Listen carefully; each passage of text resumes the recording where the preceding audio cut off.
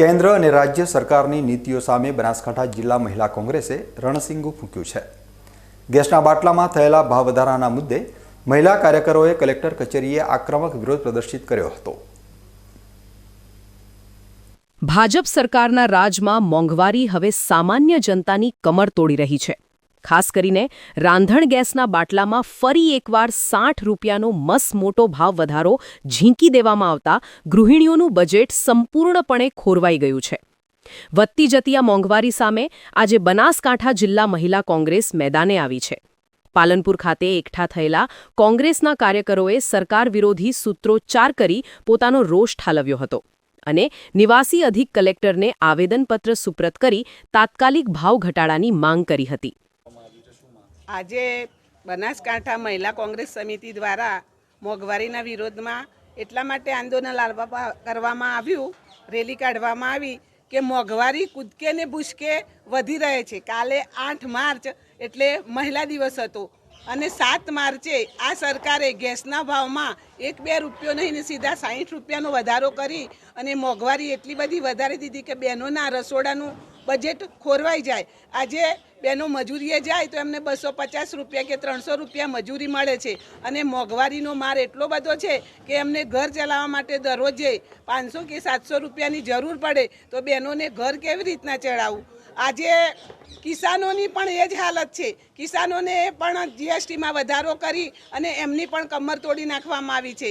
Petrol, diesel, શાકભાજી, કરિયાણું બધું જ મોંઘું છે। આજે કૂદકે ને ભૂસકે મોંઘવારી વધી રહી છે અને બહેનોનું બજેટ ખોરવાઈ રહ્યું છે। મહિલા કોંગ્રેસના હોદ્દેદારોએ આક્ષેપ કર્યો હતો કે ડબલ એન્જિન સરકાર સામાન્ય માનવીના ખિસ્સા ખાળી રહી છે। જોકે આ આક્રમક દેખાવો વચ્ચે એક વાતની ચર્ચા પણ જોરશોરથી ચાલી રહી હતી કે મોંઘવારી જેવો ગંભીર મુદ્દો હોવા છતાં કોંગ્રેસના કાર્યકરોની હાજરી ખૂબ જ પાંખી જોવા મળી હતી। જનતાની લડાઈ લડવાનો દાવો કરતી કોંગ્રેસના પોતાના જ સૈનિકોની ગેરહાજરી અનેક સવાલો ઊભા કરી રહી છે। આવેદનપત્ર આપવા માટે એટલા માટે કે અત્યારે દિવસે ને દિવસે દિન પ્રતિદિન સરકાર દ્વારા જે ખાદ્ય ચીજ વસ્તુઓના દરેક વસ્તુઓના ભાવ વધી રહ્યા છે। દરેક મહિલાઓને પોતાનું રસોડું કેવી રીતે ચલાવવું એ પ્રશ્ન ઊભો થયો છે। ખાદ્ય ચીજ વસ્તુઓ, રોજિંદા ચીજ વસ્તુઓની ભાવ વધી ગયા છે અને તાજેતરની અંદર આંતરરાષ્ટ્રીય મહિલા દિવસના આગલા જ દિવસે સરકાર દ્વારા ગેસની અંદર સીધા 60 રૂપિયાનો વધારો કરી અને મહિલાઓને માથે હાથ રાખીને રોવાનો વારો આ સરકારે લાવ્યો છે। ત્યારે અમારે સૌ મહિલાઓના વતી સરકારશ્રીને અમે કહેવા માંગીએ છીએ કે જ્યારે આપ કહેતા હતા કે તમારા ભાઈને યાદ કરજો, જ્યારે તકલીફ હોય ત્યારે તમારો ભાઈ આવીને ઊભો રહેશે, ત્યારે અમારા ભાઈને અમે યાદ કરીએ છીએ ક્યાં સંતાઈ ગયા છો।